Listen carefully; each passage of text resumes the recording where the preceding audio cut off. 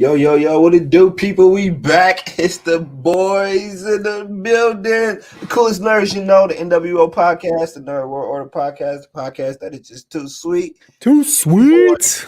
Hollywood Trippy. And we back in 2024 with the boy. What up, man? What up? What up? It's your boy Jake Exclusive. We coming live on YouTube and on my own personal Twitch account. Welcome on in, everybody. This gonna be fun. This gonna be fun. We live. It's 2024 and the boys are back. I'm looking forward to this, man. It's gonna be good. Man. Happy New Year, my dog. Happy New Year. New Year. Yeah, man. Hopefully all is well. I seen look like the family had a good Christmas. Hopefully New Year's was lit. Yeah. Yeah, Bella's mad spoiled, so No. Yeah, I like to call Christmas Day Daddy Can You Day. Daddy Can You Day. That's too funny. Daddy Can You Day. It's just Daddy Can You do this? Daddy Can You do that? Daddy, hey, of course. Put this together. Gotta love it. Yeah, I love it though. Hey, that's what's up, man. That's what's up, man. We got some fun wrestling to talk today, man. I'm just happy. I'm just happy to be back, man. It's been what, over a year?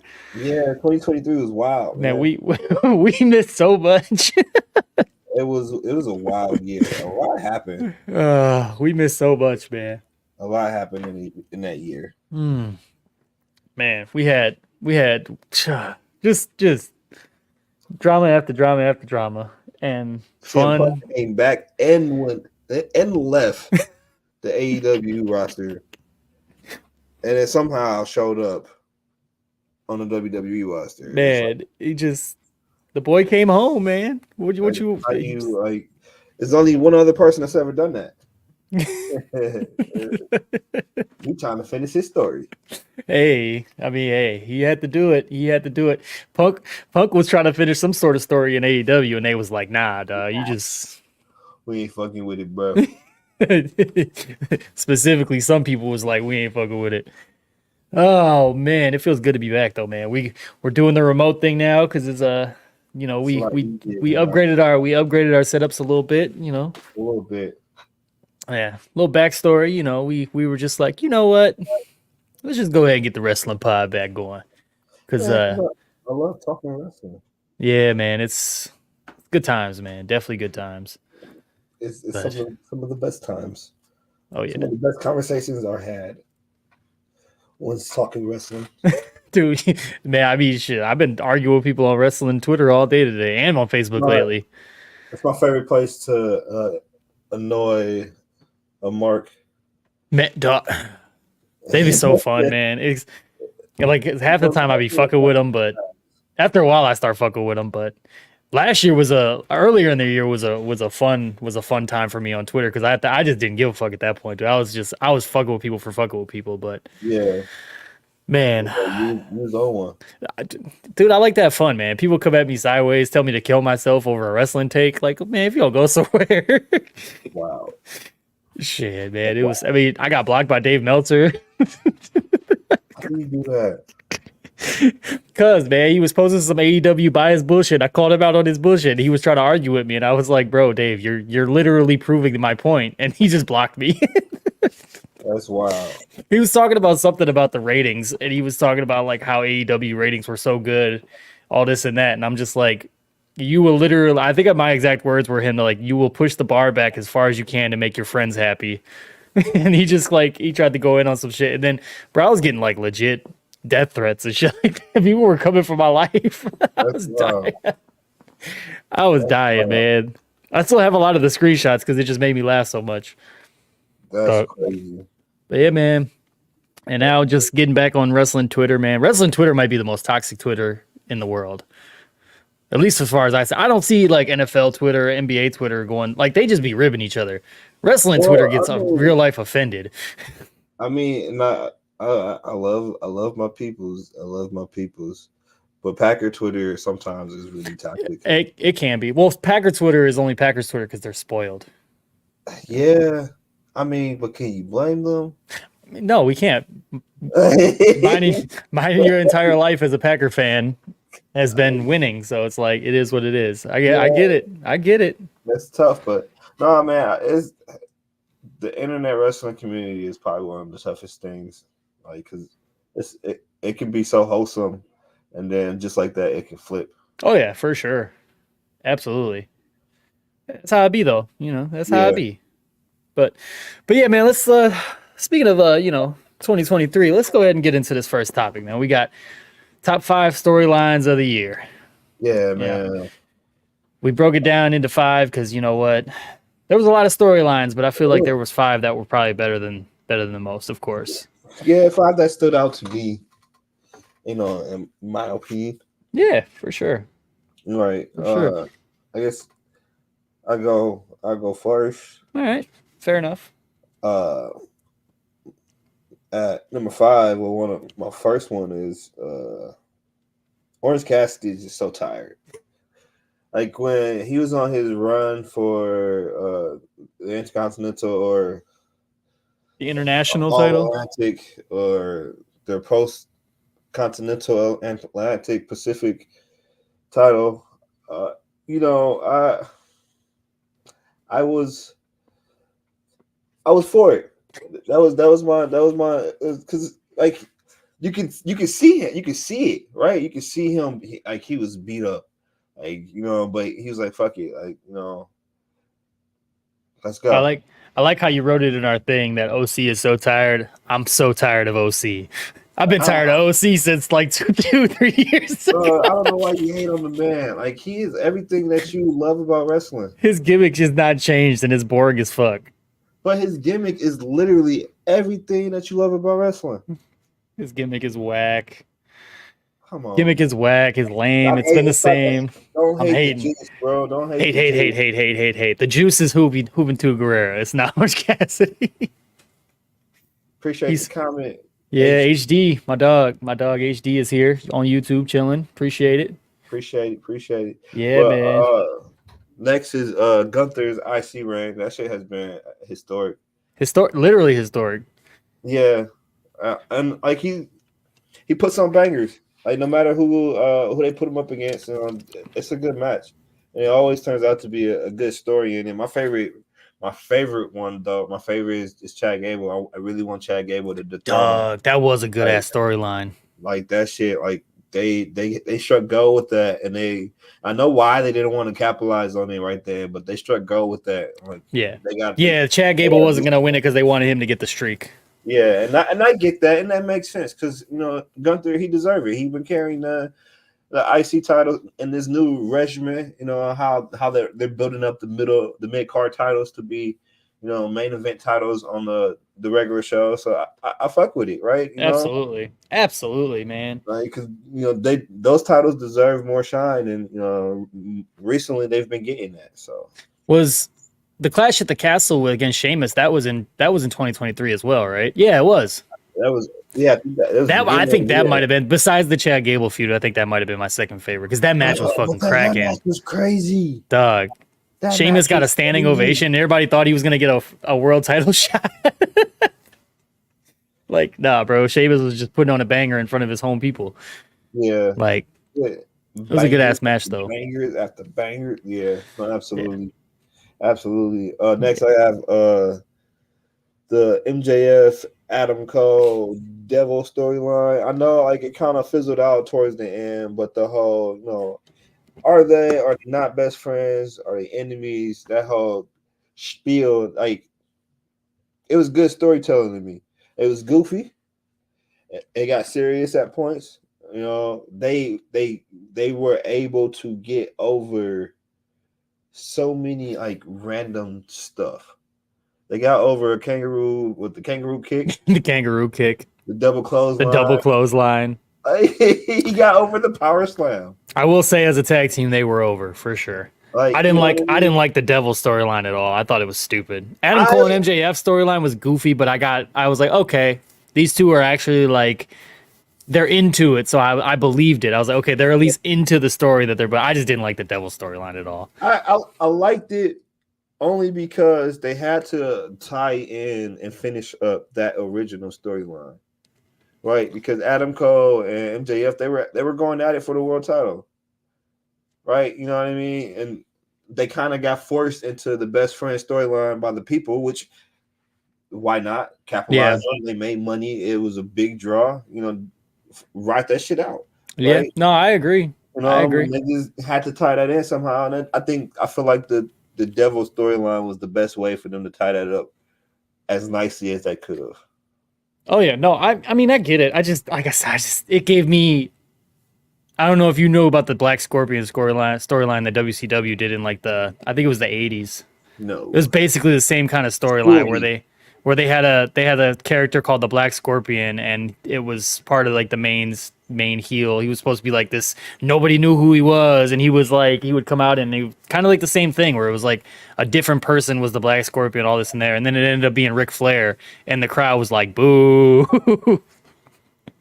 Yeah, it was.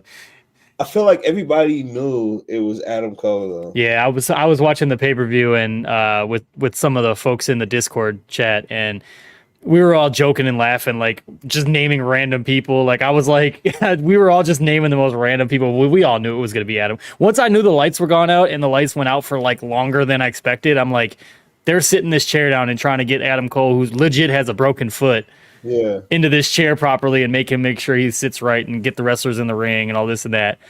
So I was like, I was like, as soon as the lights came on and Adam Cole's head was down like this, I was like, oh, like that's not what I wanted to see. Like I wanted it to. I'm glad it wasn't somebody like Dolph Ziggler though, because I'd feel like, boo, like bro, come on, that's not how we want. It's not how. I honestly wouldn't have been shocked if it was Edge, but also Edge was just wrestling Christian, because I was thinking like the whole devil thing. That's kind of how he wanted the Judgment Day thing to be. Right. But because like Vince wanted it to be spooky with supernatural shits and all of that, and that's why Edge was like, nah, all right, Finn Balor, you can have it. So I was like, maybe this is like Edge's kind of creative thing at the end, but him and Christian had a decent little side storyline, so it kind of wouldn't have made sense for him to be the devil either. So. No, it just didn't work out for them. Yeah. Next up, I guess it can kind of be considered the same, but I like to think it's separate. I got Honorary Uso. On Sami Zayn, like his individual storyline within that bloodline storyline was that shit right there was cinema. I agree. And to finally getting the blessing, like they started the year off with the trial of Sami Zayn, tribal court. It did. Literally, that was the first night, right? That shit was crazy. Yeah. Like, and then I think with the next night he got the Honorary Honorary Uso t-shirt.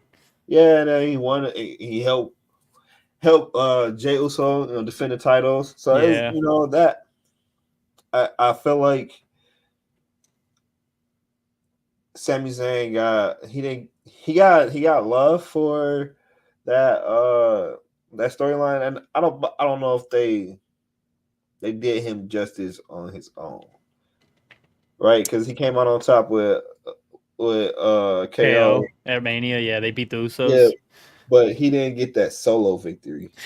Yeah, I was gonna say that's kind of why I was thinking about putting it in there just because of how hot it was to start the year. But I feel like once WrestleMania ended in April, you just kind of became another random dude shuffled in the roster. Yeah, because everybody was considering KO and Sammy for tag team of the year, but I feel like they weren't even they were tag champs for a little bit, but I don't even remember them really defending the belts until they lost them. So right. I don't know. I just felt like Sammy had all that momentum going into the match against Roman, and then his match with KO, that rekindling the match against the Usos and stuff like that. And then I feel like right when that was ended, it was like, oh, what do we do with Sammy now? Right. Like he it's almost like the WWE was like, oh shit, he wasn't supposed to get this over. Yeah. So that's the beauty though. Like when something is good and the person is having fun, that shit comes through the screen. Yeah, for sure. Right here in the heart. Oh, definitely. No, I don't know. I just feel like from May till the end of the year, for me personally, I feel like Sammy was just kind of like another dude on the roster. Until him and KO kind of split, when they did they split them up again, and then all of a sudden he kind of became a main event guy just recently again. Yeah, I'm like, yeah, okay. Like the War Games match and shit like that. I'm like, okay, that makes sense. That's cool. They did something with him at least. At least he wasn't just hidden in the pre-show match or something. Got lost in the shuffle. Yeah. And then of course, to round it out, I got the Bloodline 2.0, the Bloodline minus Jay. I think it's not as prevalent as it once was. What up? What it do? What it do? What it do? Yes, sir. It's not as prevalent as it was in the beginning, right? But it's still must see TV because you want to see how the story gonna progress. Oh yeah, definitely. Jimmy is hilarious. Oh, he's so good now. Like I wasn't so sure about it at first, but he's way better now. Yeet. Oh wait, bro, he got yeet over in 2023. No yeet. Yeah, no yeet.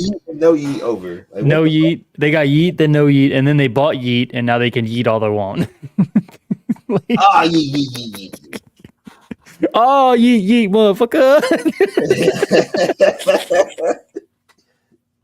I'm mad I was right now years old when I realized that you could have did that. Oh shit! Now that I said that, it's gonna pop up on a TikTok or something because that's how our phones work. They listen to everything. The algorithm is at work. Yeah. So not bad. I mean, I'm interested to see how 2024 turns out with Solo. To be honest. Yeah. Because I feel like he's got the way he beat John Cena, and they're kind of scheduling him to kind of have his own match with somebody. I'm interested to see how it works out for him. Like I don't really see him. I don't know. The Rumble. See him win the Rumble? Yeah. Shit, that'd be interesting, low key. I mean, because he is kind of like portrayed as this monster, and I could see him being a dude who eliminates like 10, 11 people to win the Rumble. Yeah, I think it would be weird storyline wise for him to win the Rumble, considering who's already kind of announced that they're going to be in it. But I mean, that would kind of throw a wrench in the creative mindset of everybody around. Yeah. I mean, I think it could work, right? Yeah. I don't think it should be this Rumble. Maybe not this Rumble, maybe next Rumble. Because I think they got a lot of stories already set up for this Rumble. Yeah. And like already passed it. And I know like the talk is that Roman's gonna keep the title to break Hogan's streak, which fuck Hogan. You know what I mean? Like, take that streak away. Yeah, we're an anti-Hulk Hogan podcast around here. In the words of the immortal Iron Sheik, fuck Hulk Hogan. Damn jabroni. Rest in peace to the Sheik. Those who we lost in 2023. Why fuck Hogan? Because fuck Hulk Hogan. That's why. Fuck Hogan.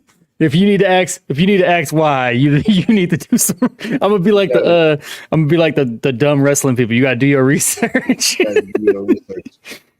Oh, fuck Hulk Hogan. That's all we gotta say. Oh lordy. Sarcasm. Gotcha. Sarcasm. But no, I guess I could name my 5. Sarcasm doesn't go across correctly up through a chat. Sometimes it does. I've been on Twitch long enough. I should have got it. I don't know why I didn't. Yeah. Yeah. Especially with my man Red Rocket in here. He's like the king of fucking with me with sarcasm. Best tag team partner John Smalls and Greg Maddox. Stop it, Red. This is a wrestling podcast. Even though that probably would be a dynamic ass team, low key.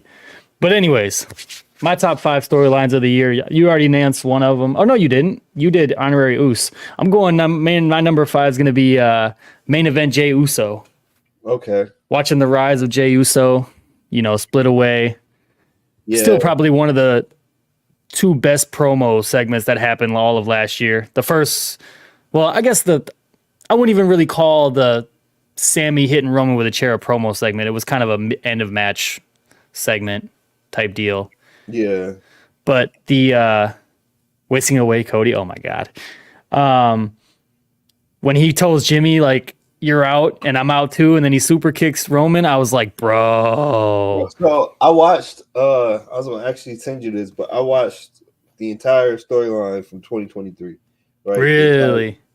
like so they had it on YouTube and I watched it like straight through. It was like an hour and a half, hour and Of 45. course it was, because every promo on SmackDown was like 30 minutes long. Like, and that shit was pure gold. Oh, bro. yeah. Like when I tell you, like this shit is like literally a movie. That shit was pure gold. Hold on. Share the link, he says. He's gonna find it and share it in the chat. That's fine. But no, but I guess I could skip my number 4, because my number 4 is the same as yours with Gunther's IC title run. We already pretty much talked about it, so I like how we were agreement for number 4 there. Yeah. My number 3, I was stuck between 2 and 3 on where I wanted to put this, but my number 3 is gonna be LA Knight. Yeah. Yeah.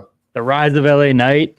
I mean, it gives you old school Attitude Era, like Rock and Stone Cold vibes, the way like he carries himself as a star. I mean, even just like the way everything went with him for the year was so good. Obviously, him losing to Roman, but he also, like, it was kind of predicted he wasn't going to beat Roman, even though a lot of people wanted him to. I think he's eventually going to get a title shot somewhere. Maybe he might win, the other title, not Roman's title. Yeah. But I could also see him winning the WWE title at some point, maybe next year, maybe this upcoming year, maybe the following year, if he keeps the momentum going. We'll see kind of how it goes. I think with his charisma, he could keep his momentum going for a long time, as long as he stays relevant. If he's just going out there doing his catchphrases in 2023, it's going to get boring, I feel like. But my number 2 on the top 5 storylines of the year is Cody Rhodes trying to finish the story. I love the fact that he came back. I wasn't sure if I was a fan of him showing up and being number 30 in the Rumble, but I like the fact that he won the Rumble, because I also didn't like that they announced that he was going to be in the Rumble before it happened. Like I kind of like the surprise Rumble entrance, especially with Cody. You wasn't sure exactly when he was going to come back from his injury, and then all of a sudden, like the week before, they were like, "Oh, by the way, I'm gonna be in the Rumble." It's like, damn it, Cody, you ain't been wrestling for like 9 months. We was kind of excited to see you come back because of surprise. Yeah, and I don't, because there wasn't another major return. Not during the Rumble, I don't remember. No, I don't think so. Like, they wasted that pop for nothing. Like they could have. Yeah, I didn't like the idea that I think that was kind of the one thing that ruined the whole storyline thing for me, was that they ruined his return. Yeah, I like the video packages and stuff that they did of him showing like his recovery and stuff was like that. So they probably put so much production work into that they wanted to show off the that they were just like, all right, you can announce that you're going to be in the Rumble. So yeah, and I think they didn't want people to forget about him like too quickly. Nah, I think people knew he was going to come back eventually. I mean, he had to finish the story. But he was so hot so quickly. Yeah, and then he tore his pec. Tore his pec, and then his one titty Cody. One titty Cody. Titty torn torn titty Cody. Torn titty Cody. Oh man. But yeah, I like I said, him trying to finish the story. I was pissed that he didn't finish the story at last year's WrestleMania. I feel like that was the perfect time to do it. I feel like the Bloodline, as much as they've grown even this year with the storyline, like this past year, I feel like it was still kind of way more stale than last year. Happy New Year, Shake. Appreciate that, Sean. Appreciate that, man. Happy New Year's to you as well. Welcome on in. Yeah, I don't know. I just wasn't a big fan of. I think Cody losing kind of like knocked the momentum out of a lot of people's sales. Yeah, because I feel like it was just so like destined for him to do it just to finish the story, because it's pretty much writing 101 of storytelling, I guess. But yeah, it is what it is. And then my number 1, you already pretty much called it right away. You already know what my number 1's going to be. It was the way to end one of the best Survivor Series I've seen in a long time. Everybody's raising their hands up. Everybody was like, all right, cool. Randy Orton came back. It was cool. Everybody was wondering. It was in Chicago. It was great. And all of a sudden you just hear the and just fucking ape shit. Yeah. Just CM Punk coming back to WWE was easily my number 1 storyline, just because of all of the drama that led to it as well. Because I stay in the dirt sheets, bro. I stay in the dirt. Dude, So for me, like it's crazy for me, right? Like Yeah, I became a fan of CM Punk through AEW.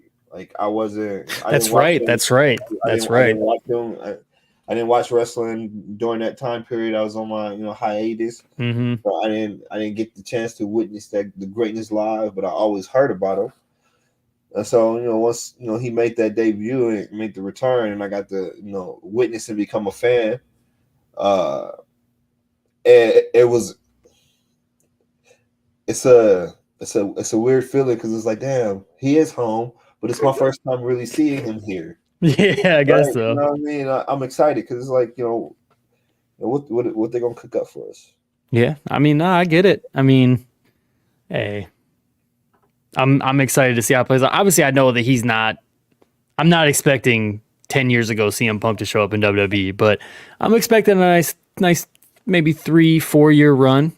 Yeah, I know the rumor I heard. I think I texted you about it. Like the rumor might be that eventually he takes over the booking of NXT, Hmm. taking over from Sean, and Sean kind of helping Triple H on the main roster stuff because he's doing such a good job with NXT. yeah. I don't know. Like I said, that was just one of the random rumors I heard. Is like kind of an idea, and I thought like, how funny would it be that the guy gets fired from AEW, and let's say in like a year or two, maybe 3 years, he's booking NXT, and if I'm expecting AEW to still be around and still like imagine like NXT is being booked by CM Punk and they're outdrawing AEW. Like imagine That's hilarious. like that storyline would just be insane. Like the internet would go, like the internet wrestling community would go crazy. With just the nonsense. But yeah, so I got CM Punk coming back to the WWE is easily my number one storyline. People are gonna be like, where's Roman Reigns' storyline? But like he was just the champ the whole year for the second, third year in a row. It's like He's been champ for 5 years for 5 different years.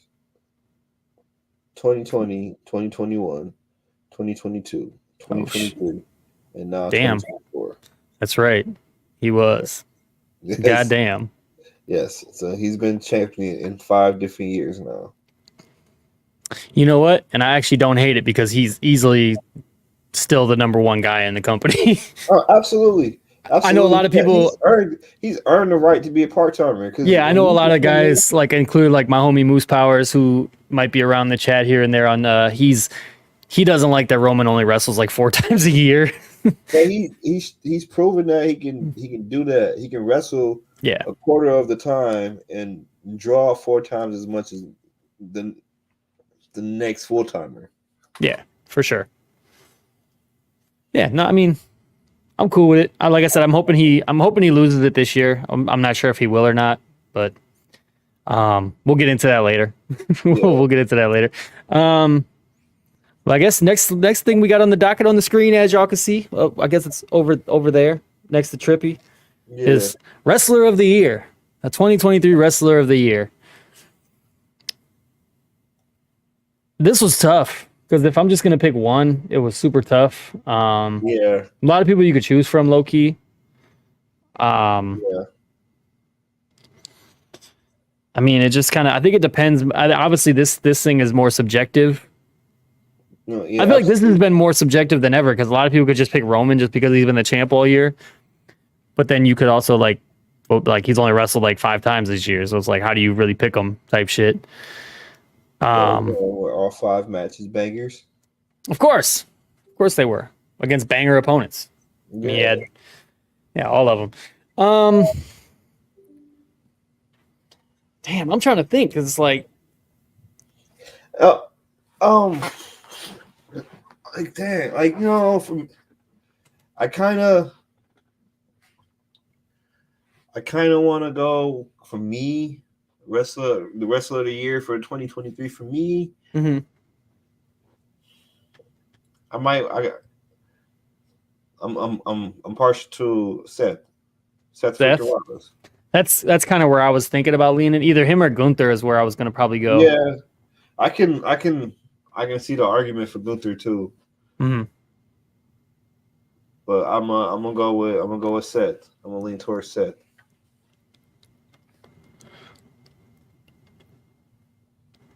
Sorry, I had to make a quick adjustment. Yeah, I mean, I could see it. I mean, getting the new belt, and he kind of solidified it. I mean, he's already defended it so much. I mean, shit, he even just defended it as we're recording yesterday at WWE Day 1 against Drew. So it's like, I could totally see it. I really go, because I don't think there's anyone on the AEW side, unfortunately. Maybe MJF. He would probably be the only other person. Because, I mean, he held the belt damn near all year, too, didn't he? Yeah. No, he held it all year. Yeah, he held it all year. And, well, almost all year. Yeah. Almost all year. He lost it. He lost it on the 30th. I can see that with MJF. MJF being wrestler of the year too. He's put on some great matches. Yeah. He's been over. He's over as fuck all year. You know what kind of fucked me over with him though, and it pissed me off, was I feel like all of his matches ended up being the same kind of match. It was like he would fake an injury and then he would like power through that injury all match. And eventually he would win whether he cheated or not. I just feel like that storyline was just going the whole year for him. And I don't know. It always just seemed like it was something different. Like the one match, it was his thigh. This past match, it was his shoulder. Yeah, I mean, it's old school wrestling. Yeah, I mean, no, but I can understand the injury getting hurt before the match, but it's like he was nursing these injuries, and then he was like, I'm a fighting champ. And it's like, all right, we saw that. It's cool, like the first 2 times you see it, but when you're doing it every single pay-per-view match, it's like, it kind of got boring to me, low-key. Yeah. But no, I think Seth's probably a good choice. I wouldn't argue Seth, because like I said, he was the working man's. I mean, technically that the belt that he has is supposed to be like the working man's belt. So I could see that. Yeah. I could see that for sure. Yeah, I can even go Rhea. I can even go Mommy. I might have to put Mommy on top. Wait. Don't let your wife hear that. We're gonna have to go with Rhea. That's what we're gonna call it. You're gonna call it Rhea? Okay. All right. What do you got, folks that are here hanging out? Hopefully, we'll see what you guys are thinking, Rhea or Seth. I mean, I'm cool with either, because Mommy definitely did her thing too.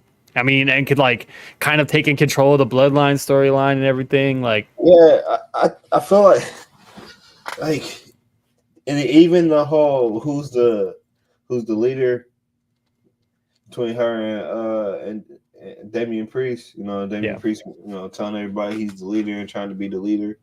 And it's like, she's in the back pull of strings. Like, once they added her to Judgment Day, it instantly got better. Oh yeah, for sure. Well, I mean, she was one of the initial groups. She was part of the initial 3. It was Edge, Damian Priest, and Rhea. Oh yeah. Yeah. Then they added Finn. Yeah, and then because they kicked Edge out, and then Finn took over because they were trying to add Finn. Because remember, like they were going around recruiting people. Yeah, and Finn. The day Finn was added was the day Edge got kicked out. Yes. Yeah, because they were like, because Finn was undecided. Because remember, he was like trying to be like babyface Finn, and he wasn't sure. So yeah. Yeah. But nonetheless. No, I mean, I don't hate that.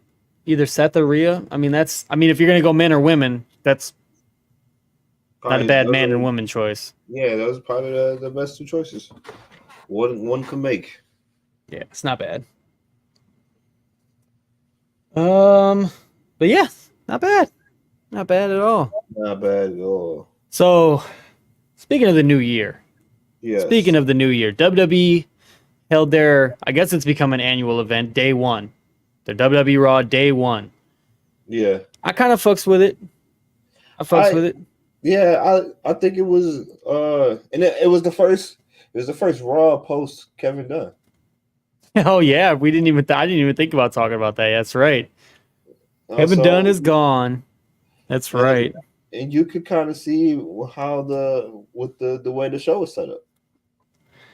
Yeah, there weren't as many camera cuts. Yeah, like I mean, obviously, the main thing the king of the camera cut, Kevin Dunn. The cuts. But even them opening up with them running down the card for the night. Yeah.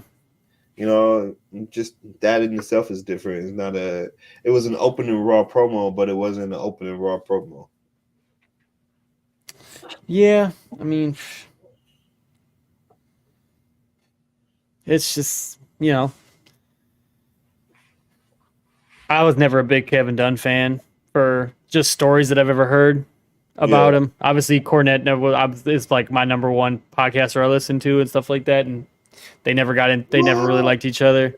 And like I've heard stories with Jim Ross and like other people tell stories, Eric Bischoff, things like that. Like nobody really has like a positive story about him. Right. So it's like even Bruce Pritchard, who's like Mr. WWE Kiss Ass, he like has hit or miss stories on Kevin Dunn. So, but yeah, I know like he's apparently for being like the head producer, he would have like a lot of influence on decisions that Vince would make towards wrestlers and shit like that. And just stupid. But 30 some years in the business, man. I mean, I will say he was good at his job. At least that's one thing you can't say. Yeah. I mean, you can't deny the fact that, what was it, 40 years? Yeah. 30 something, 30 years. 30 years in the biz. You can't 3 decades of doing something. You can't deny that. In the number one and arguably probably the number one produced television show in history. I mean, as far as production quality goes, I mean, WWE does production videos and stuff better than anybody in history. Like their production team is insane. Yeah, and they'll pull them out in like pause, like a matter of minutes. So yeah, I mean, the day one review we had the opening match was Becky Lynch versus Nia. Apparently, it's called the storyline measure was 5 years in the making, which I guess that makes sense. Yeah, they've been throwing shoot things at each other, like because they never fought since she broke her nose. Yep. Well, yeah, because she got fired because Nia got fired for hurting people. Times. Yeah. A couple times. Yeah. But yeah, Nia Jax beat the honorary NWO member. Yeah. I know you were sad. It happens sometimes. There was a promo. Shinsuke Nakamura vows to finish Cody Rhodes' story next week. Yeah. So, Cody. I was watching Simon Miller do the review of it, and he was talking. He still makes me laugh. Like he still just makes me giggle. He was just talking about how Cody was just sitting at his house on Christmas and on New Year's, just mad at Shinsuke. Like he didn't think about nothing else. Just pissed off. But yeah, so I guess this upcoming Monday we're gonna have Shinsuke versus Cody. So that should be good. That should be a banger. I like the way Shinsuke, like how he's being presented. With his promos. Yeah, I'm a fan. Like, definitely a fan. Yeah. So I think it's a ploy, for them to get more and pull in more Japanese stars, but I fucks with it. I think they're doing a good job. Oh yeah, definitely. Yeah, no, for sure. I mean, I was kind of interested to see how they were gonna do like the whole, him with promos, but I'd like the promos with the video promos with the obviously with the closed captions and things like that, so people can. It's so funny to see people like dock them and shit on Twitter though, like people just putting in whatever they want to say. like I think it was like the one I saw was like it was like Tupac dissing Biggie, just like that whole "Hit 'Em Up," the lyrics from "Hit 'Em Up." That's hilarious. Hey, it worked though. Yeah. In a odd pairing. Well, actually, this match, this wasn't even really a match. Jey Uso and Kofi versus the Imperium. I don't know if you saw this. Yeah, I saw a couple clips. It's rough. Yeah. It was rough. Poor Giovanni Vinci. Hopefully you get better, man. Yeah. Took a super kick and then hit his head like as soon as he landed. He was knocked out. And the ref doing the right thing and stopping it for sure. Yeah. I mean, just they face when it happened. Yeah. Like I don't. He can't control himself. No, no, Like nope. And then probably the most entertaining person in the history of wrestling over the last decade, maybe, came out to the ring. R-Truth. I'm so glad they brought him back. That's he's like the perfect wrestling comedy. Yeah. Because it's like, we know he can wrestle. And we know he's like an OG because he's been around forever. But it's also like his goofiness is just, it's perfect. Like people think like Orange Cassidy's comedy is like him being like not giving a fuck is funny. But like R-Truth is way better. Yeah. Like, cause R-Truth really makes you question. Bro, like you be really questioning. Like he's got probably, if you were to go down like the top 10 funniest moments in WWE history, he's probably got 5 or 6 of them. No, he's made so many people break character. It's what he lives for. Like, yeah, that's literally what he gets paid to do is to make them break character. I mean, bro, like even like they did Miz and Truth Miz and Truth versus Judgment Day. Yeah. Which JD McDonough is so funny because he's trying to tell like you're not in the Judgment Day, and he's like, yes I am, I beat you and you're not in the Judgment Day. Got a point. And then did you see the clip of JD was holding Miz up and he was telling R-Truth to hit him and Dominic was telling him to hit him and he said do it for little Jimmy. Like trying to bring little Jimy back. Yeah. And then R-Truth did the Shawn Michaels to Ric Flair. Talking about, I'm sorry, I love you. Yeah. He is fucking perfect, bro. Hey, if he would have pulled out the super kick when he did that, I'm sorry, I love you. Oh my God. Imagine. Can you imagine? Because he would have did the super kick and then did like the little splits right after that he'd be doing. Nah, that would have been top tier. Oh, and then I mean, Miz hits McDonough because Miz moves out the way and Truth hits McDonough. Miz hits the skull crushing finale, and that was that. Not bad. I like the Miz and Truth dynamic again. The Miz has already won more matches than he did all last year. Oh wow, that's crazy. Yeah, that's crazy. Apparently, Simon Miller said it. He said he's already won more matches this year than last year. Is that an actual fact? I have no idea, low key. I have Simon Miller said it, and I know he's goofy, but I'm pretty sure like he wouldn't have said that if it wasn't true. Oh, I can't remember a Miz win, but like I didn't watch every episode of wrestling, so like I don't know for sure. Yeah, I can't remember him winning. No, I just know that he like always kept himself around, but I don't remember him winning either. But hey, it is what it is. But then we had the WWE Women's World Championship on the line. Rhea Ripley versus Ivy Nile. Ivy Nile's impressing me, bro. I'm a fan. She's ripped, bro. Like she's buff as hell. To be obviously she's shorter, but everyone's short compared to Rhea Ripley. Yeah. But she showed some stuff, man. Like she was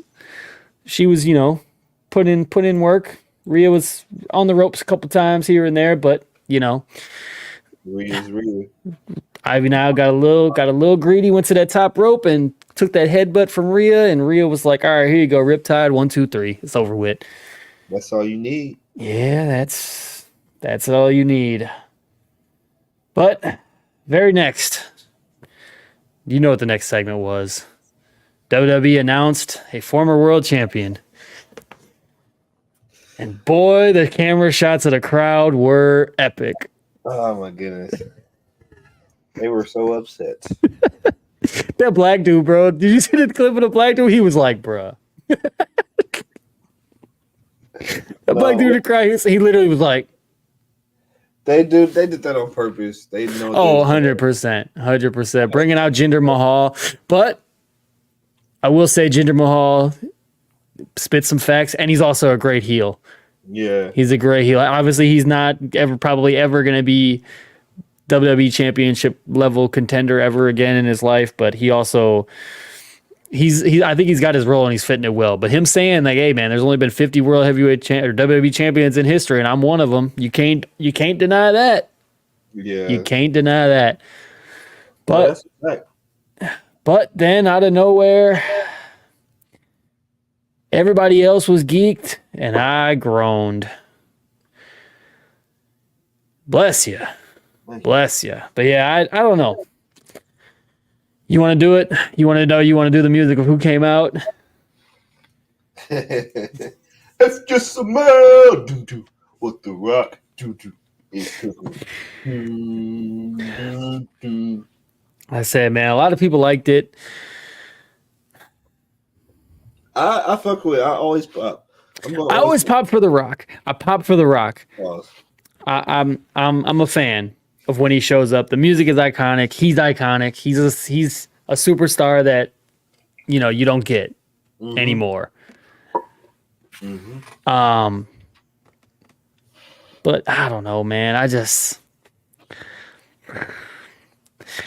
I don't like the idea of him trying to challenge Roman now because I feel like it's like, bro, let Cody have that, bro. Like, let Cody have that. But I get it. The head of the table storyline, the Samoan heritage family things, Rock and Roman are actually related, things like that. You don't think that hurts Cody a little bit too much? I do. I think it does. Why? Because it's like, what is Cody going to do now? Everything else is a letdown. He can't finish the story if he's not wrestling for the belt. Yeah, well, we got to let this play out, right? We got to see. Well, I mean, it's always it's going to be teased for Mania, but let's see it play out. Maybe it's not. You know? Yeah, maybe. I heard the Elimination Chamber is like in Australia or something this year, and it's going to hold like 70,000 people. So I saw something. I think Simon Miller talked about it. I read it online too that they might do Rock and Roman there. Yeah, and that makes sense. That's a big buy. Yeah, I mean it's right. 70,000 people in an arena like that. Yeah, I think that'd be.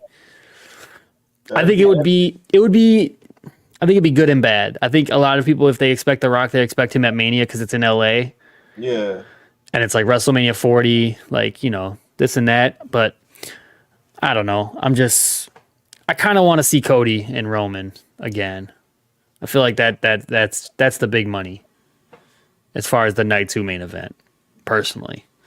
Yeah, it makes more sense. We'll see. I mean, we'll see how it goes. Rock versus Roman it makes sense too, and that makes dollars. No, I agree.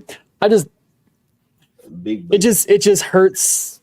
It's like a part-time wrestler versus a super part-time wrestler. Like the most part-time wrestler. And that's one full-time wrestler. That's good enough. Yeah, I don't know. I'm happy Rock is back. I'm interested to see how they play it out though. I'm looking forward to see how it plays out. I'm not though. Like if I'm gonna be honest, like I love The Rock and that's my dude. What up, Dwayne? Fuck with us. But like you said, I don't want to. I really don't want to see him take bread from another man. Yeah. Right. I kind of feel like he did that back on SmackDown when he came out. Other people's promos had to get cut because I mean, and they actually the next match got cut short too. Right, and it's because of it. And it's like we love you, we absolutely love you, but sometimes you do too much.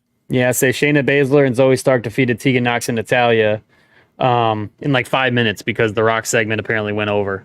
See, which. Granted, it's for a match that a lot of people it was just kind of a match on Raw. It wasn't like anything.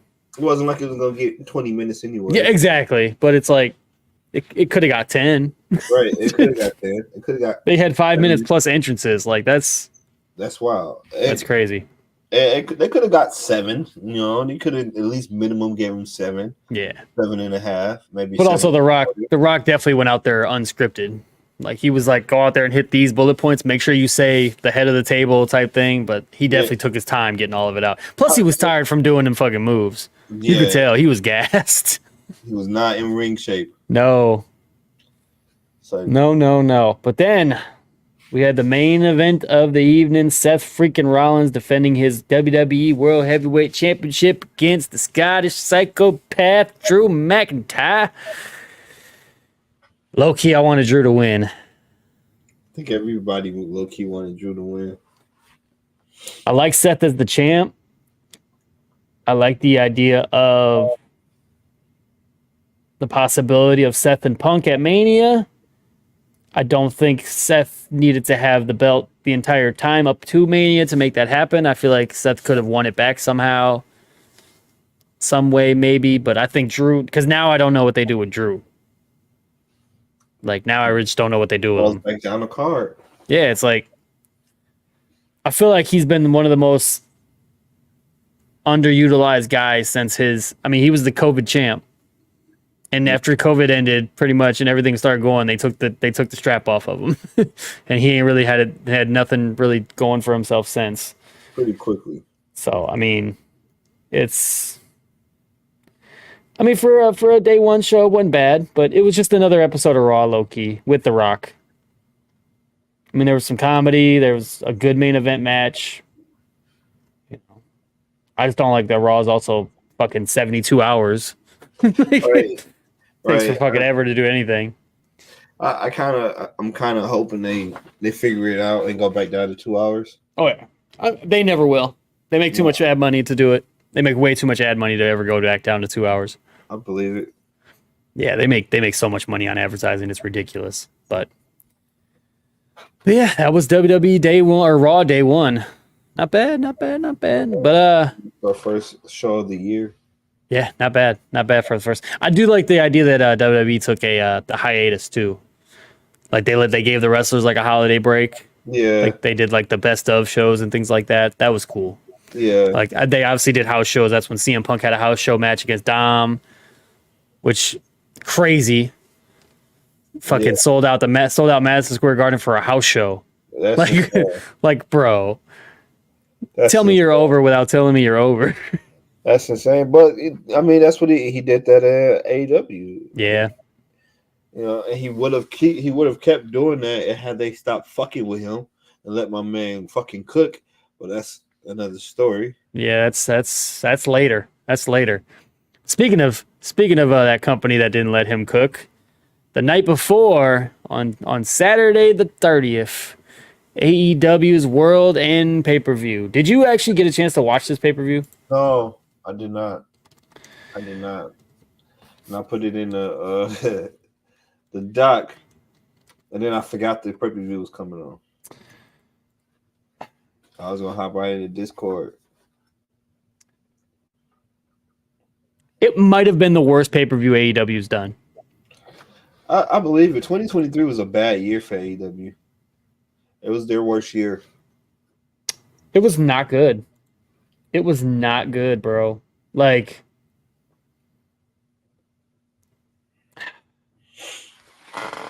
I feel like they were on such a skyrocket rise, and then the whole hoopla with Punk just derailed all that momentum, and they just couldn't. yeah, it's like they were stuck in limbo. They didn't know what to do. They just were trying to build around this devil storyline. They just kind of like didn't know what to do with the rest of the things. You had the fucked up thing about it. The biggest storyline and the biggest money maker they would not touch. Punk versus the Elite. That was the biggest storyline that they had. They should have did it. They should have did it at Wembley. They had fucking Wembley right there. Pulled that trigger and capitalized on that situation and made so much money and figured a way through that shit. But instead, they wanted to be petty and they wanted to be children. They didn't want to figure out how to get money together. And that is why AEW had a trash year. I'm glad you said that. And I love AEW. But I don't love AEW. I don't hate AEW the way that people think that. I just want it to be better. Yeah, they got children running the departments. Well, let's go ahead and run through this card real quick. Match 1 was Claudio, Bryan Danielson, Mark Briscoe, and Daniel Garcia defeated Jay White, Rush, Brody King, and Jay Lethal. who cares at this point? Like, it was what it was. A match, a throwaway match. Miro defeated Andrade, which Andrade actually just announced today that he's no longer with AEW. Saw that coming. Yeah. Oh yeah. Everybody saw it coming. Hey, he's been asking to get out.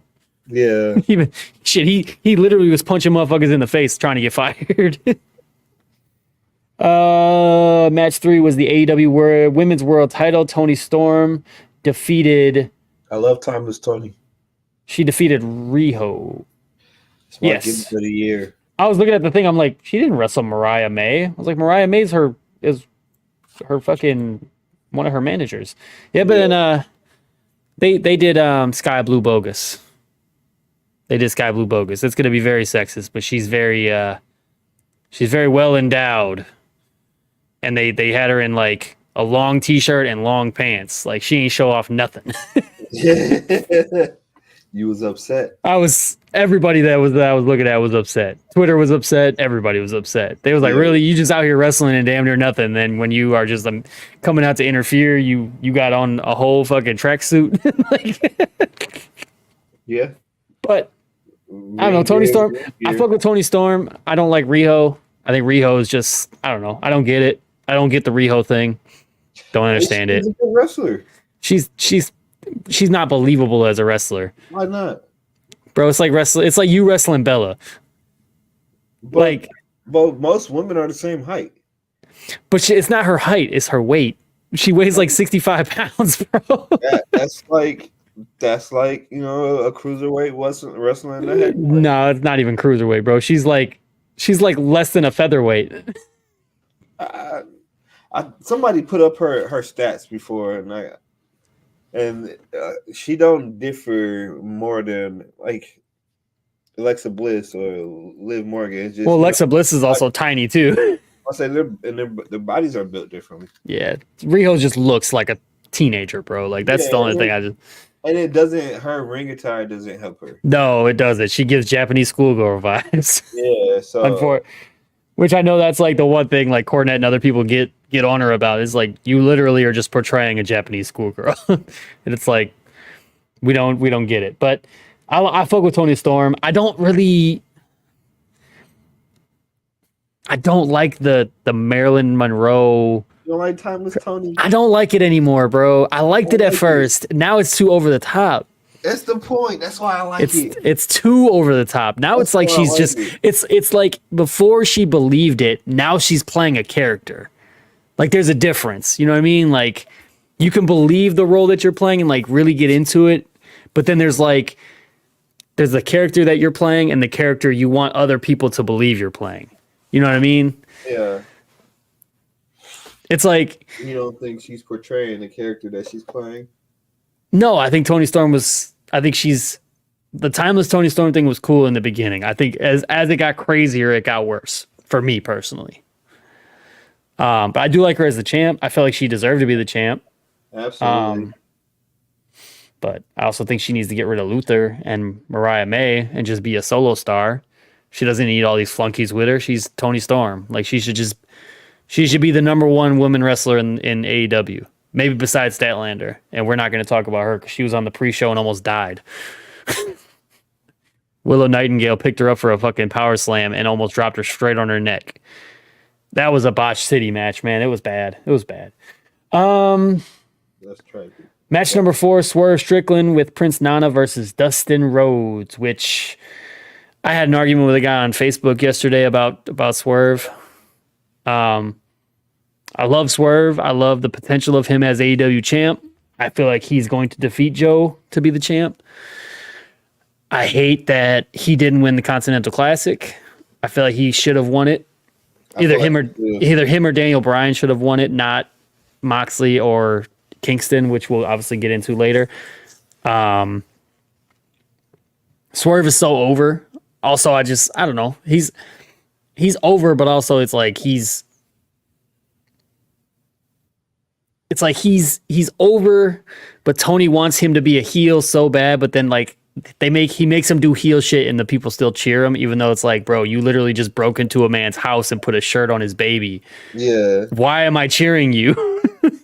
Also, I fuck Right. with Prince. Also, I fuck with Prince Nana doing the dance, bro. It's goofy, but I fuck with it because Nana is just great. Yeah, and I mean, but he got people like he started a trend on TikTok. No, I agree. I agree. I So fuck it's with him. like, I fuck with him. I really do. yeah, I don't like how all of a sudden, a year plus later, all of a sudden now they're doing this Swerve and Keith Lee thing, which should have been taken care of a year plus ago. right. And then Keith Lee, all of a sudden had to go out with injury in air quotes. Yeah, Even though he even tweeted he was like incorrect when somebody put on their reporting like he backed out because of an injury or an illness or whatever. He was like incorrect. I think Keith Lee just wants to get the fuck out of AEW low key. I think that's just because they had him coming in. He was supposed to be this killer, and they had him wearing a Santa hat the other night. It's like, bro. yeah. So I sometimes I don't get it, man. Yeah, not good. I mean, and Dustin it was a squash. Dustin did Dustin. I fuck with Dustin Rhodes. I know he's on like I think he's gonna be heading towards his like retirement deal too. Yeah, I see him going back to WWE before that happens, just to kind of like do something with Cody maybe. Maybe that's like an honorary story before he calls it a career. yeah. But that's pretty much it. Yeah, I said Swerve won in a pretty much Pretty much nothing. squash back. Pretty much a squash match, nothing match. It was was what it was. Match number 5: Jericho, Guevara, and Darby and Sting defeated. Wait, what? What the fuck? It says Big Bill and Ricky Starks. That's not how it was at all. It was Big Bill, Ricky Starks, and what the fuck? Big Bill, It's- Ricky Starks, Jay Lethal. Yeah, no, it wasn't Jay Lethal. It was No. Takeshita and Powerhouse Hobbs. yeah. The website here doesn't have them labeled. I couldn't remember it. Yeah, the website here doesn't have them listed. That's why I'm it literally says Chris Jericho, Sammy Guevara, Darby Allin, and Sting versus Big Bill, Ricky Starks. That's it. I'm like, bro, I know there was 2 more people. I'll be honest with you, I didn't pay attention to this match because Chris Jericho was in it, and fuck Chris Jericho. Yeah, I mean, yeah. We'll get into it. Good, We'll get into it. Match number 6. Oh, and Guevara, Jericho, Darby, and Sting won. With like the Guevara getting the win over. He got the pin over Ricky Starks, which is cool. Yeah, I like Ricky Starks and I like Sammy for the most like part. I like the final run that they're giving Sting. Yeah. The TBS Championship: Julia Hart versus Abaddon. Trash. Abaddon is meh. I've been wanting. I like to Julia get- Hart, bro. I fuck with Julia Hart though, low I key. fuck with Julia Hart, and I've been trying to get behind Abaddon since she first debuted. I can't. Nah. Yeah, okay, buddy. Yeah, I don't know. I didn't like it. I didn't like it at all. I barely watch it. Crowd didn't care. It literally says the match was fine. The crowd unfortunately didn't care about it. I didn't care about the match either. So, was what it was. Match number 7, the TNT Championship: Christian Cage versus Adam Copeland. This match was good in the beginning and trash at the end. That was my honest review of it. It was really good in the beginning. The middle of the match kind of died down, and then it really got bad at the end. I mean, it was stupid. I mean, they brought a table. I mean, they did like all the nostalgic shit. They had the tables, ladders, and chairs in the ring, and they set a table on fire, and then the table fire went out, and then the Edge had to go relight it, and then he tried to put Nick Wayne through it and missed. I saw you miss. It's like, bro, you missed that completely. Yeah, and then I'm calling him Edge because he's always Edge. I can't call him Adam Copeland, seriously. I'm sorry. I can't do it. Edge ended up winning. And then Luchasaurus, who they're now calling Kill Switch, he won a Battle Royal earlier to earn a TBS title shot, or to earn a TNT title shot, and then he was like, I'm gonna cash in, and then he somehow gave the contract to Christian. I guess Christian has some sort of hold on him where he just gave it over. Christian signed it, and apparently, it's his dad. And then Christian Christian speared Copeland and won the belt back. So it was for a minute. It was, yeah. Edge was champ for a minute. I don't even think he held the belt up low key. I think he was just like he just got speared right away. But it was what it was. Match number 8, the Continental Classic Final. Bryan Danielson joined on commentary.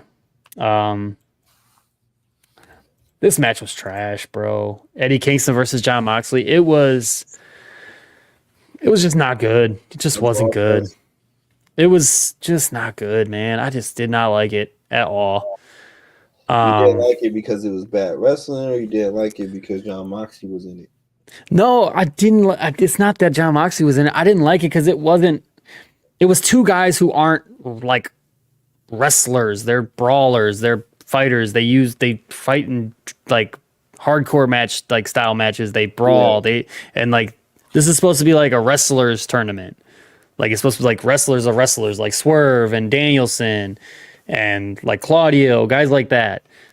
And then you got these two guys who are like, I'm not gonna say out of shape because Moxley's in shape, but he's not like WWE in shape. Like he's getting older, so it's harder to keep, the shape or whatever. But I don't know. It just was. They just stood there and punched each other back and forth. Like they did the traditional Jon Moxley and Eddie Kingston shit where they just stand there and punch each other a bunch of times. They did it like 2 or 3 times during the match. It was just like, bruh, like this is boring.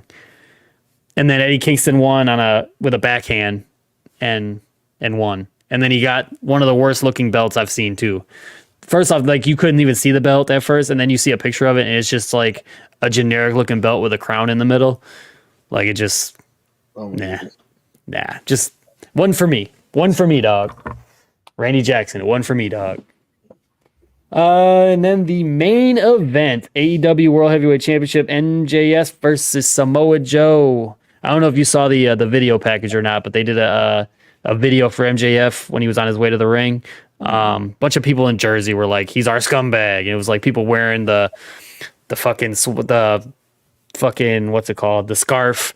Like there was a guy in the gym wearing the scarf. There was a girl talking about how they fucked for 5 hours. They were in Jersey. Yeah, they were in Jersey. Yep. Oh wait, so that makes MJF the first person to lose in his hometown. No, Britt Baker lost in Pittsburgh before too. Yes. Yeah. But yes, MJF lost the belt to Samoa Joe. It was a good match though, low key. It was a good match. Joe is great. Joe's fucking awesome, bro. Like, I'm happy he won. I didn't think he would. I wasn't sure. But with this whole MJF contract situation, storyline thing going on, it makes sense that was kind of the case. So, I mean, no, it was really good, man. I fucked with it. I mean, like, fucking Samoa Joe did a muscle buster on MJF on the apron to the outside. Like, it was crazy, bro. Like, it was nasty. Yeah, but then MJF got choked out at the end. Like, that's how the match ended, with a chokehold at the end, which was kind of crazy because if you looked at it, it was like they did the whole like lift the arm up 1, 2, and then when the arm came down the third time, it didn't go straight down. It like landed on Joe's body.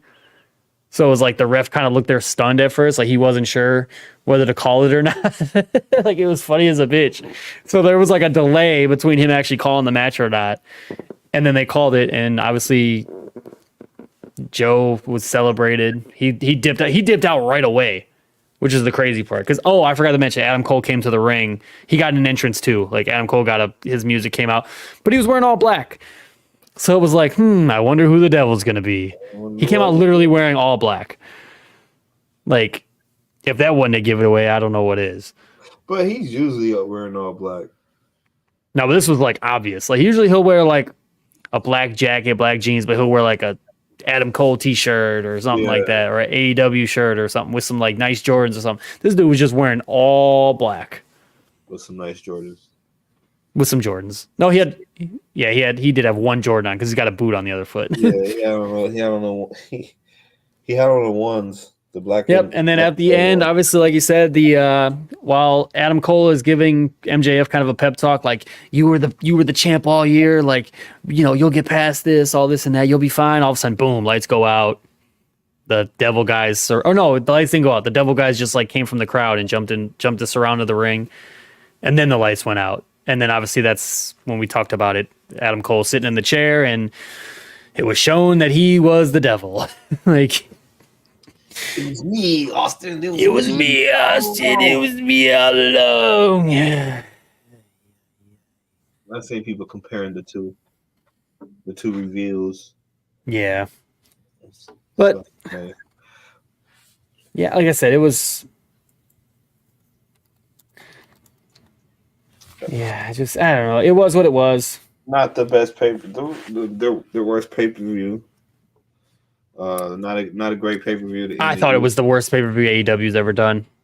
Personally, not a great pay per view to end the year on. Not a great pay per view to end the year on. I mean, it's kind of addictive of the year that they had.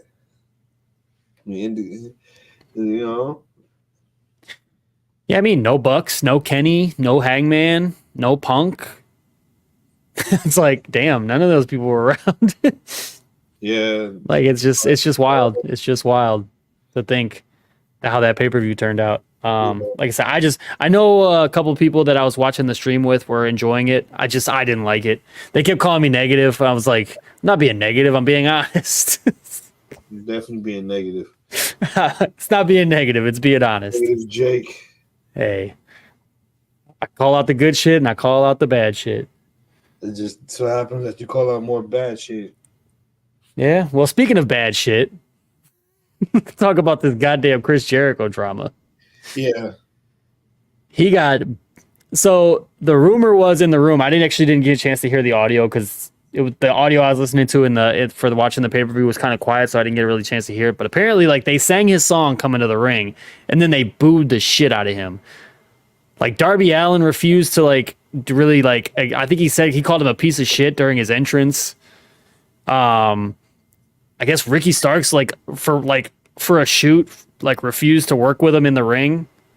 Like, he flipped him off and went and tagged somebody else. Oh wow. Yeah, because it came out.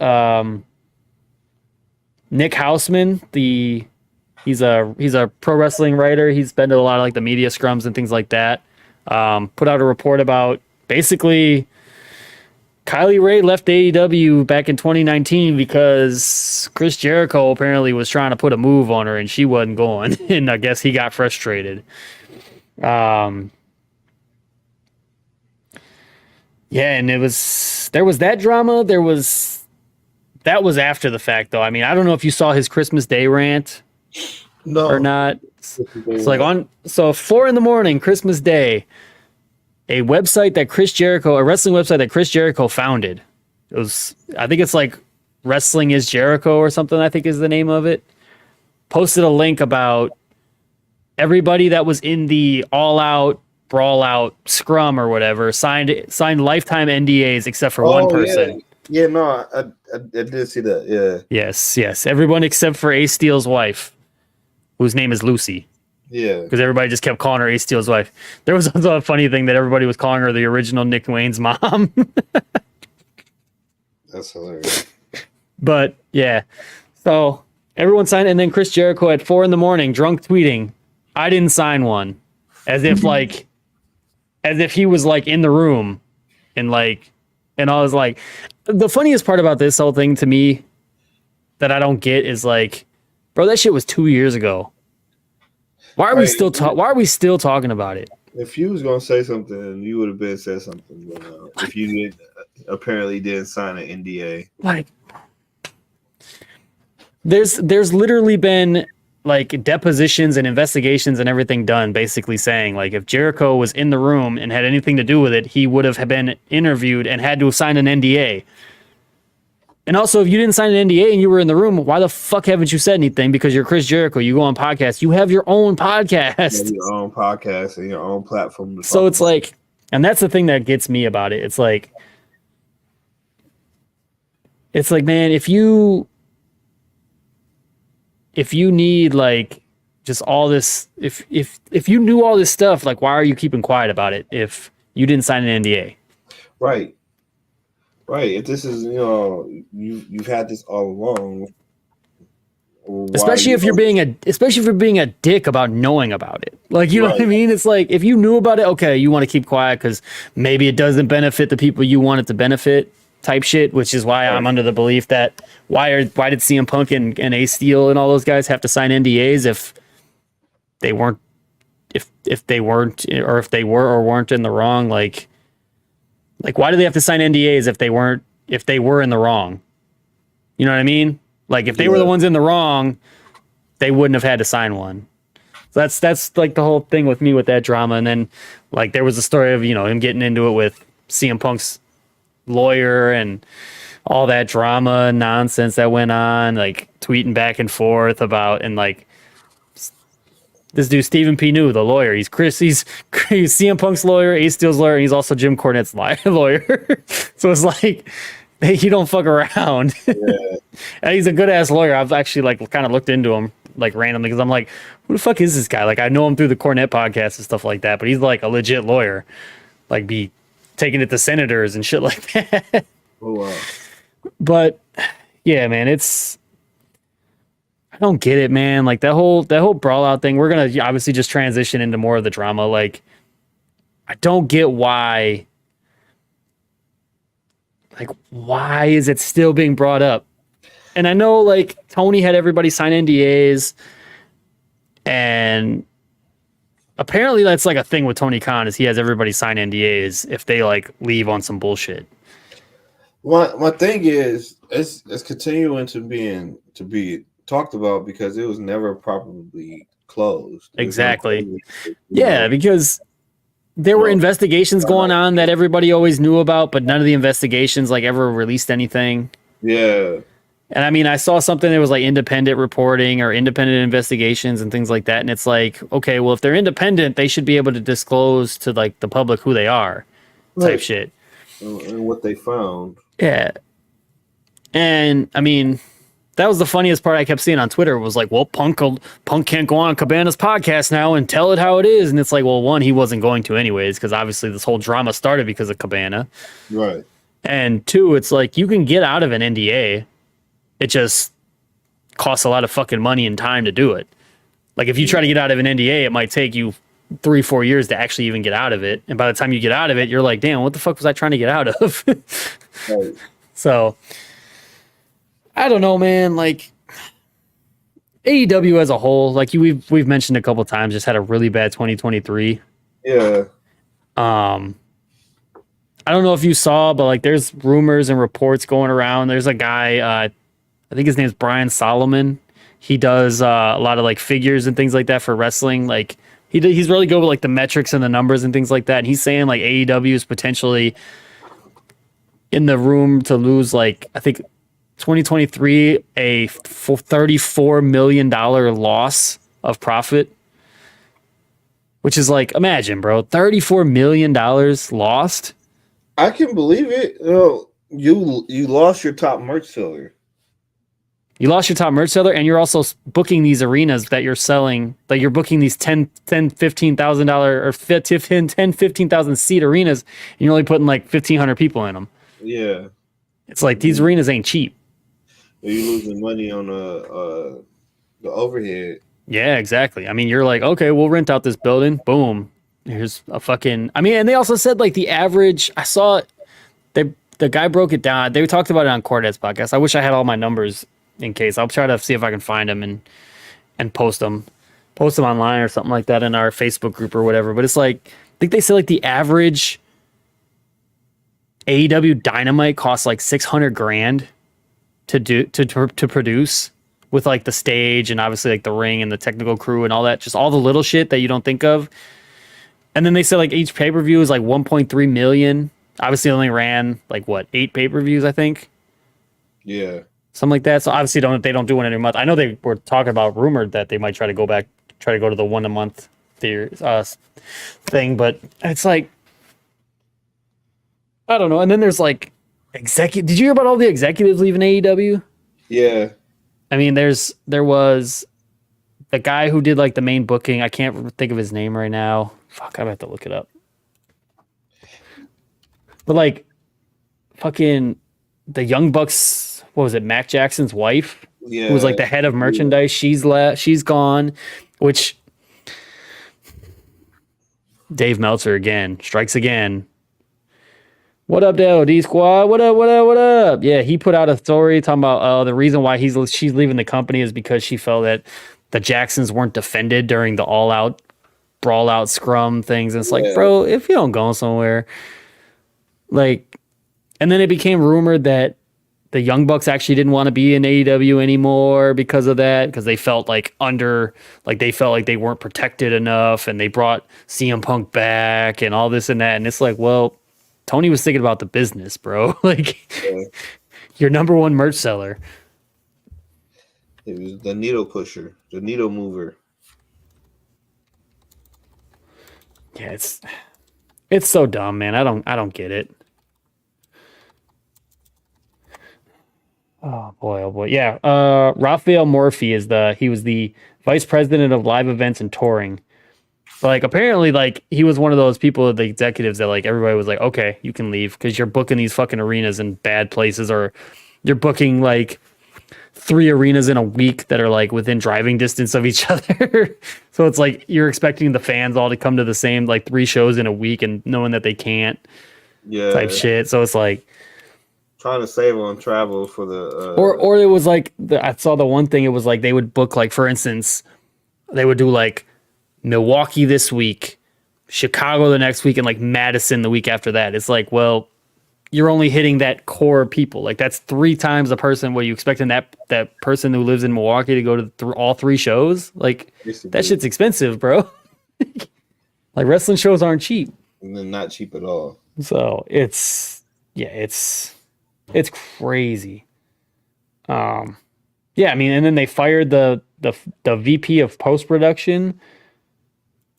QT Marshall left, and he was he had a head of formatting the shows and things like that. It's like, just AEW's in a bad place, man. I don't want to hate it. I really don't. I want it to be good for the sake of wrestling. Unfortunately, I think if Tony Khan keeps staying at the head, it's not going to get better. It's just going to keep getting worse, because it's gotten worse every year, unfortunately. Yeah, I think he needs to practice more of a hands-off approach.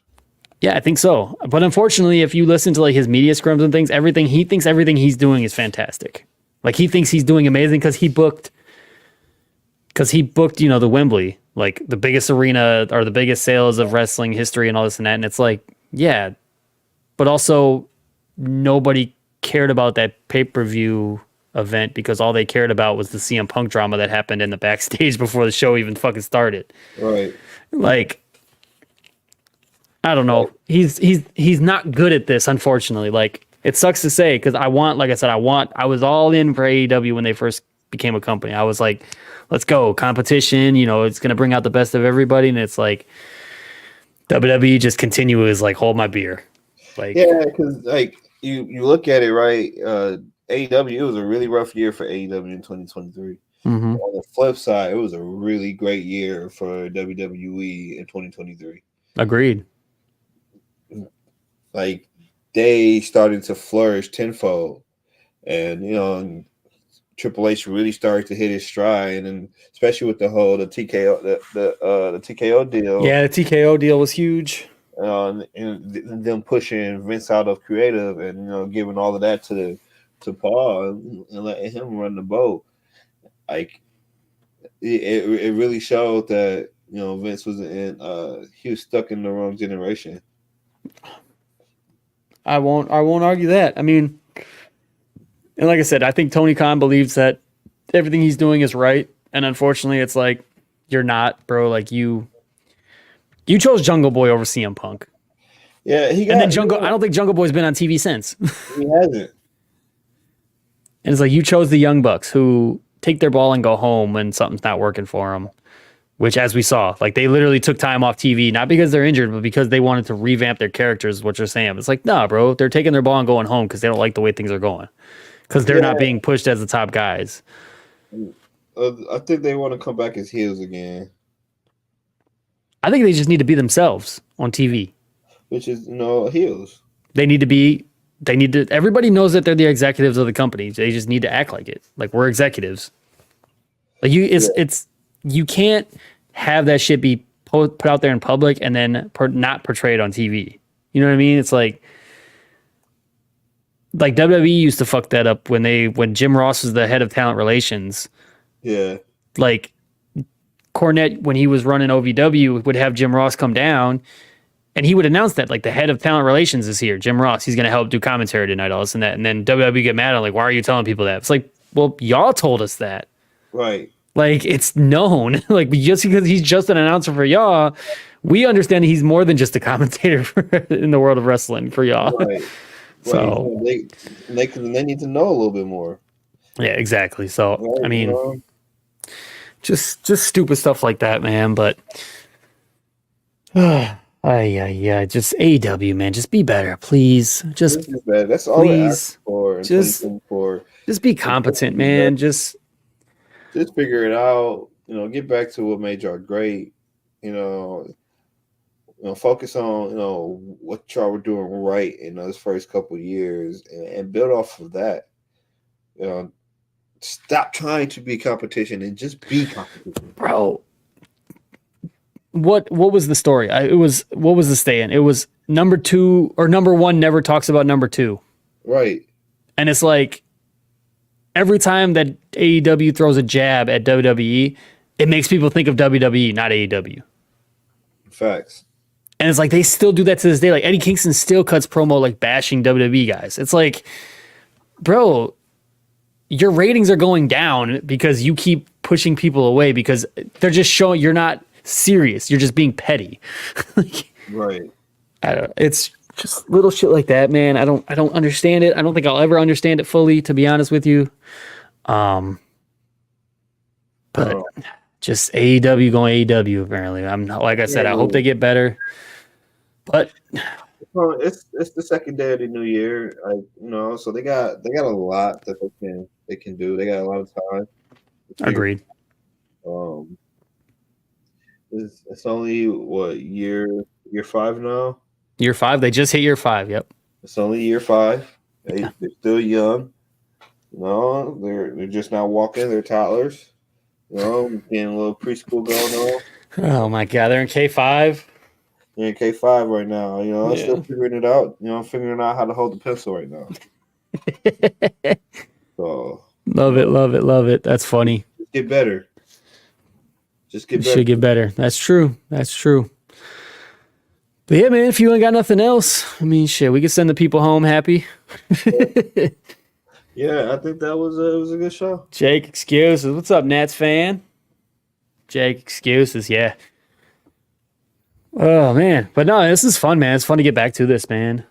Continental Classic was amazing. Not the final. Final was trash, Nats fan, and you can admit it. It's okay.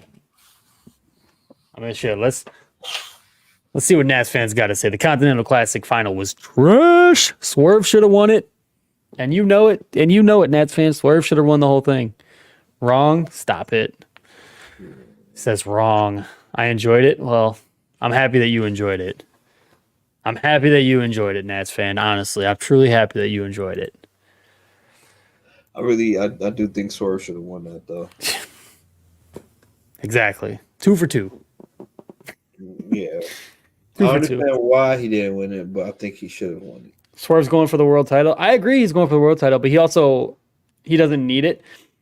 I think the Continental Classic shouldn't have been for 3 belts. Like it should have just been a tournament, a cool little tournament to have, kind of like the NBA in-season tournament. Just something cool to have. Just get your little cash bonus. Yeah, a little cash bonus, exactly. Or a guaranteed title shot. Yeah, but they do that shit with the diamond ring. I mean, the diamond ring really means nothing. The diamond ring, MJF wins it every time. He's won it every single time. It's his ring. Yeah. Yeah, I mean, like I said, the thing with this, like the Continental Classic, the belts, all 3 belts are useless. Like they're not recognized really by AEW. It's not like Eddie Kingston's going to be defending that belt. Because like, what is he going to defend it in another tournament? Because that's how you win it. Like it can't just be another singles belt. Like I don't know. Just something silly like that. I'm not 100% familiar with Triple Crown champions, but I think you can defend it as a belt. It's just Tony sucking up to Eddie. Yeah, definitely. And I like Eddie's promos. I just don't like anything else about him. He sucks as a wrestler. He's great promos. I don't like him as a wrestler. I think he just punches badly and kicks badly and doesn't really wrestle. He just stands there and punches you and then lets you punch him. And he's just intense about it. It's like, eh. Tony has a belt mark playing with his action figures. Yes. Yes, he is. I'm showing that on stream. Yes, he is. That's exactly what he is. He's a belt mark playing with action figures. I agree with that. I can agree with that. I saw a thing the one time. This is like a random ass side tangent, but I saw something like somebody on Twitter was complaining about how it was like, well, everybody complains about AEW having too many belts, but WWE has the same amount of belts, and it's like AEW and WWE have the same amount of AEW and WWE belts. But AEW also has the Ring of Honor belts, the New Japan belts, the TNA belts, like all these other belts on the show. Yeah, and it's like that show up the AAA belts. It's like, yeah, like AAA belts. It's like, granted, you got these other promotions coming in with you and this and that, but it's like, why are you having a AAA title match between an AEW contracted wrestler and a AAA guy who doesn't matter to the overall product of AEW? Like, you're not doing anything. Get ROH off Dynamite. I agree. Tony buying ROH was everybody was excited for it at first. It's probably the worst thing he could have done. ROH has not gotten better since he bought it. It's actually gotten worse. I don't think he knows what he's doing. No, he's one guy trying to run. He already has what? 3 shows for AEW. Then he's got ROH shows. Like, he's trying to do all this shit himself. Yeah, and it's wild. It's a lot of cocaine.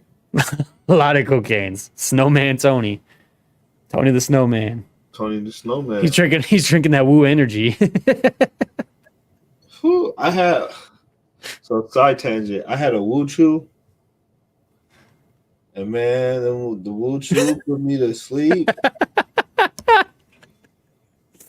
Oh, dude. Oh, that Woo energy drink I heard is actually like not safe to drink. Like, you're not supposed to drink that shit apparently. Like, people were like, they said it's like you can't drink more than one in a day is what I saw. I watched the Joe Rogan interview that he had with Ric Flair. Just a quick tangent. And he asked him, he was like, yo, like, what's in this drink? And Ric Flair looked at him and was like, I don't know. But we have it in this flavor. He was like, bro, like, what? What? Imagine putting your name on something you don't know. I don't know. We have it in strawberry purple dot kiwi. Like, what? Like, bro, you feel it go somewhere. Oh, but man, let's get the people out of here. Nats fan, I appreciate you coming hanging out. Hey, we'll be live next Tuesday, 7:30, between 7:30 and 8 p.m. Central Standard Time. Respectfully to Ric Flair, I wouldn't buy a drink from a guy who taps drinks. Oh.